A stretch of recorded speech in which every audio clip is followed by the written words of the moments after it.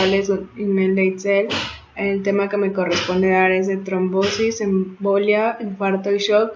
Soy del grupo 306 de la Facultad de Medicina y del equipo 4 dentro de la materia de patología, con la doctora Ochoa. La trombosis es caracterizada dentro de los factores de la tríada de Virchow, como es la lesión endotelial, la éstasis o flujo turbulento de sangre y la hipercoagulabilidad de la sangre. Dentro de la lesión endotelial se va a llevar a cabo la activación plaquetaria en los trombos de circulación arterial y del corazón, donde van a formar coágulos. Estos coágulos van a estar ricos en plaquetas y van a llevar a cabo la adherencia y activación de estos mismos, pero cuando encontramos una lesión endotelial grave por trombosis se va a activar por medio de la exposición del factor de von Willebrand y el factor tisular. También dentro de la lesión endotelial encontramos la activación o disfunción endotelial por inflamatorios o estímulos nocivos.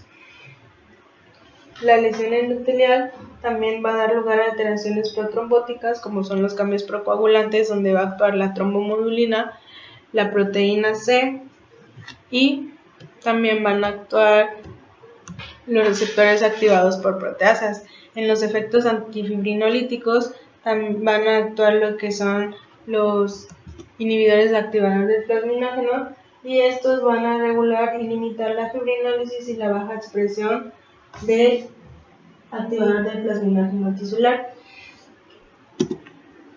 La éstasis o flujo turbulento de sangre. Conocemos la éstasis como las trombosis venosas y la turbulencia como trombosis arterial y cardíaca, donde también puede causar una lesión o disfunción endotelial que está relacionado con la lesión endotelial y focos locales de éstasis. A su vez, estos se pueden conjugar y pueden inducir una activación de células endoteliales y procoagulantes, y la éstasis participa en plaquetas y leucocitos que van a hacer que entren al endotelio cuando se encuentra un flujo lento. La hipercoagulabilidad de la sangre se caracteriza por trombosis venosa, pero en menor frecuencia por trombosis arteriales e intracardíacos. Esta se clasifica en dos, la primaria y secundaria. La primaria es genética o hereditaria y se da por el factor 5, también llamado mutación de Leiden, pero también se encuentra con un elevado riesgo por trombosis venosas profundas.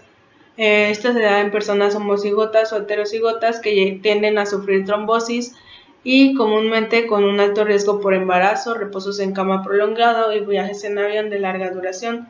Y la secundaria va a ser adquirida, que se va a dar por la éstasis o lesión vascular, como es el ejemplo de la insuficiencia cardíaca o traumatismo. Y esta es una tabla donde presentamos los estados de hipercoagulabilidad primarios y secundarios. Y la trombofilia adquirida, que participa dentro de la hipercoagulabilidad secundaria, va a estar contenida por dos síndromes, como es la trombocitopenia inducida por heparina y el síndrome por anticuerpos antifosfolipídicos.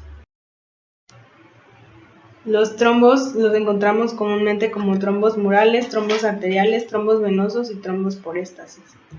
Y bueno, en los trombos murales vamos a encontrar los trombos localizados dentro de las cavidades cardíacas o en la luz de la aorta. En los trombos arteriales los vamos a encontrar con frecuencia, van a ser oclusivos y van a ser ricos en plaqueta, con una aparición dentro de lesiones endoteliales que van a determinar esta activación de plaquetas. Los trombos venosos, también llamados filotrombosis, son en un grado invariable menos oclusivos, y estos se van a encontrar con una distancia hacia el corazón, donde van a formar un molde largo dentro de la luz vascular y pues con tendencia pueden generar émbolos.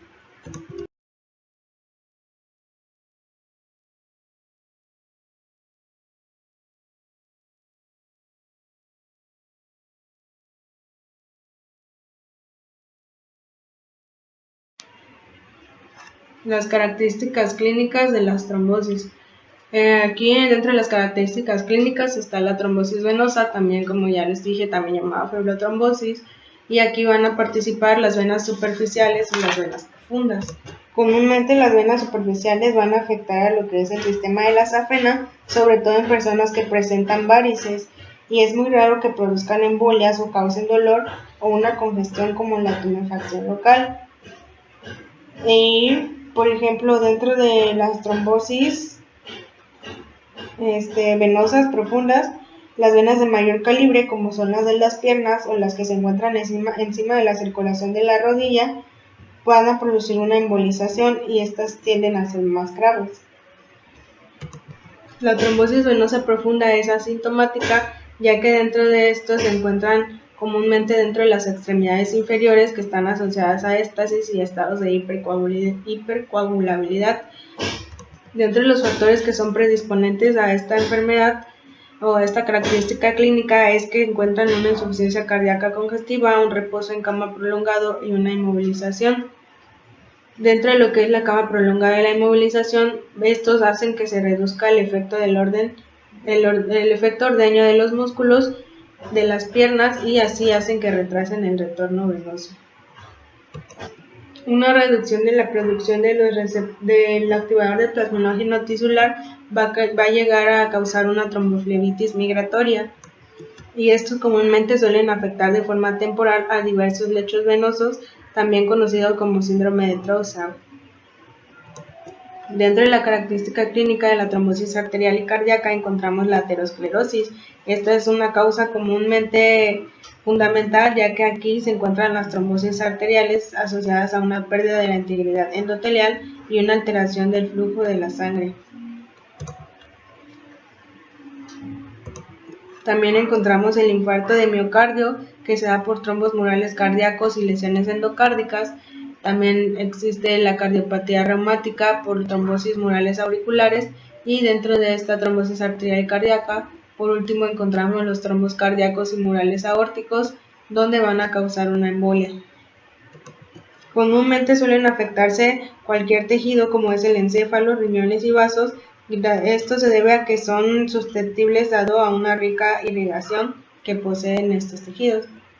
La otra característica es la coagulación intravascular diseminada, y aquí es donde se caracteriza por una microcirculación que puede ser de súbita a gradual, y se puede asociar a trastornos que van desde complicaciones obstétricas a tumores malignos evolucionados. Este problema comúnmente microvascular es donde se encuentra la consumación de plaquetas y proteínas de la coagulación y hacen que se active el mecanismo de la fibrinólisis.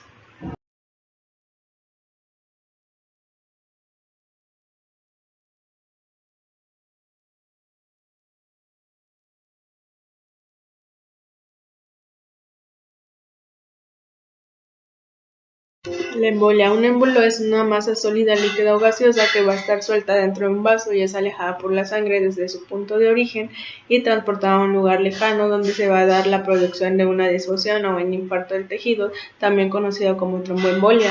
Una de las causas frecuentes de estos émbolos son las gotículas de grasa, burbujas de aire de nitrógeno o nitrógeno, restos de aterosclerosis, fragmentos de tumor, partículas de médula ósea, o también participa el líquido amniótico. Sus factores de riesgo son la necrosis isquémica, la hipopsia, la hipotensión y una insuficiencia cardíaca de hecho. Bueno, la embolia, está la embolia pulmonar, y esta se caracteriza por los trombos venosos profundos del lado derecho del corazón, donde estos trombos tienden a ocluir la vasculatura pulmonar, ocluyendo lo que es la arteria pulmonar o las arteriolas pequeñas. También tienden a participar los trombos e interfieren en la comunicación anterauricular o interventricular, provocando lo que es la éstasis paradójica porque llegan a la circulación sistémica.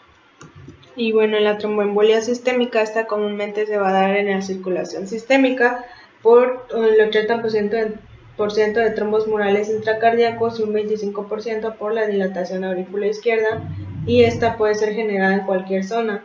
Comúnmente se encuentra en las extremidades inferiores y en el sistema nervioso central, y con una menor frecuencia en intestinos, riñones y vasos. Aquí los calibres del vaso van a ser ocluidos, causando una vulnerabilidad del tejido afectado a una hipopsia. En la embolia grasa vamos a encontrar la lesión de tejido blando o rotura de sinusoides vasculares medulares. Esta comúnmente se encuentra en pacientes con traumatismos esqueléticos graves y en menor frecuencia con una sintomatología neurológica o anemias y trombocitopenia. Estos síntomas suelen presentarse de 1 a 3 días de la lesión, causando lo que es el delirio o el estado de coma. En la embolia del líquido amniótico, este es el 80% de muerte materna, ya que el líquido amniótico entra por la circulación materna y provoca desgarros en la membrana placentaria y o rotura de la vena uterina, causando lo que se conoce como edema pulmonar, daño alveolar y trombos de fibrina. En la embolia gaseosa son las lesiones isquémicas distales por una enfermedad de descompresión o una isquemia tisular. Lo que es la edema, la hemorragia y las atelectasis o enfisema local llegan a causar la obstrucción de vasos alveolares, conocido como asfixia. Y en el sistema nervioso central, trastornos mentales y también el estado de coma. Y esta mayormente puede afectar a lo que es la cabeza del fémur, la tibia y el húmero. Bueno, el infarto. El infarto es la área de necrosis isquémica secundaria que se da a una oclusión de riesgo sanguíneo del tejido afectado. Y bueno, dentro de lo que es el infarto, también está la oclusión arterial, que esta se va a relacionar con la trombosis, con una trombosis o una embolización, y también está la obstrucción del flujo venoso, pero esta es una causa menos frecuente. Dentro de las causas frecuentes de una obstrucción arterial está el tumor, el aneurisma, el disecante de la aorta y el edema. Y una de sus causas menos frecuentes de infarto son la torsión de los vasos y una rotura traumática de vasos y atrapamiento en un saco herniario. Comúnmente los infartos secundarios a una trombosis venosa solamente se producen en órganos con una única vena deferente, como son los testículos y los ováricos. Los infartos se clasifican en infartos rojos, en infartos blancos y en infartos sépticos estériles. Dentro de los infartos rojos encontramos la oclusión venosa en tejidos laxos y en tejidos de circulación doble. Y en los infartos blancos encontramos oclusiones arteriales de órganos sólidos, el exudado fibronoso, una densidad tisular limitada de paso de sangre hacia los lechos capilares. Dentro de los órganos sólidos son los que se encuentran con una circulación arterial terminal, como son el corazón, el vaso y el riñón. Y en el infarto séptico o estériles, también llamado estériles, este se produce cuando la embolización se da en vegetaciones de las válvulas cardíacas infectadas o se da la producción de una diseminación del tejido necrótico causado por microbios.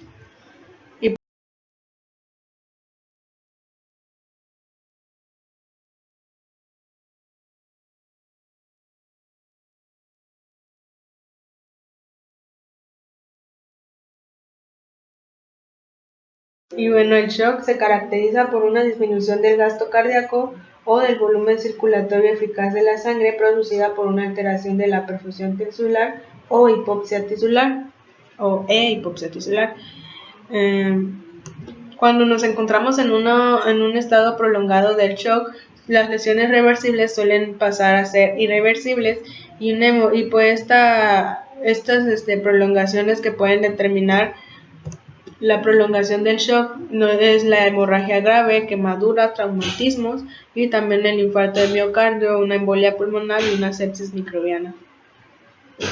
El shock se caracteriza en tres: el shock cardiógeno, el shock hipovolémico y el shock séptico.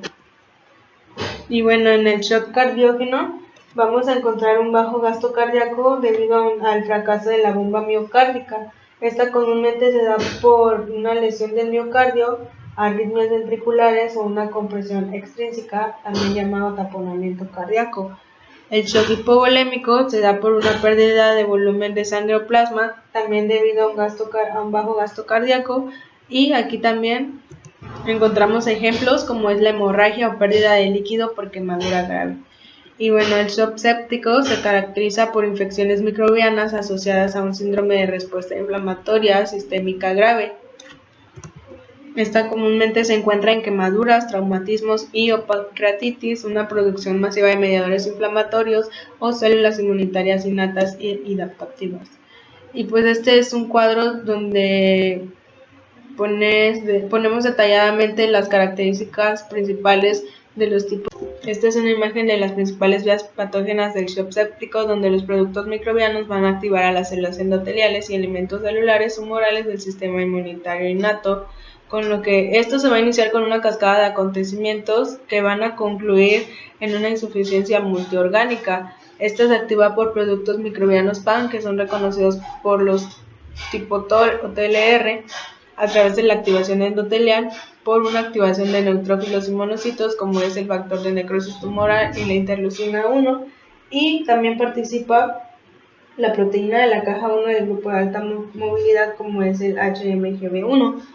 También aquí se da la activación del complemento del C3 a C3A en forma directa o indirecta, y el factor 12 participa también de forma directa, de forma directa de la coagulación para llevar a cabo la alteración de la función endotelial, donde va a activar a los mecanismos procoagulantes causando un aumento del factor tisular y a la vez una disminución de la trombomodulina y la proteína C.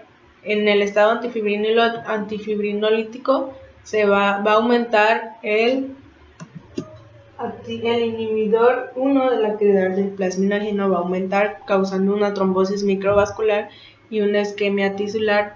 Dentro de esta isquemia tisular se va a desarrollar una insuficiencia suprarrenal, y en la vasodilatación aumento de la permeabilidad y reducción de la perfusión se va a encontrar la interleucina 6, la interleucina 8, el óxido nítrico y también las prostaglandinas y el factor activador de plaquetas conocido como PAF.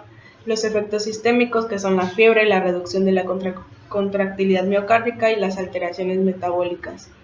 Dentro de la inmunodepresión va a participar la interleucina 10 y la apoptosis y mediadores antiinflamatorios secundarios, lo que va a dar origen tanto la isquemia tisular, la vasodilatación, los efectos a una insuficiencia multiorgánica. Las fases del shock son la fase no progresiva inicial, la fase progresiva y la fase irreversible. La primera se caracteriza por los mecanismos compensadores que van a mantener la perfusión de órganos vitales, y la progresiva por una hipoperfusión tisular y un impedimento de la alteración circulatoria y metabólica. Y en la irreversible van a ser las lesiones celulares y tisulares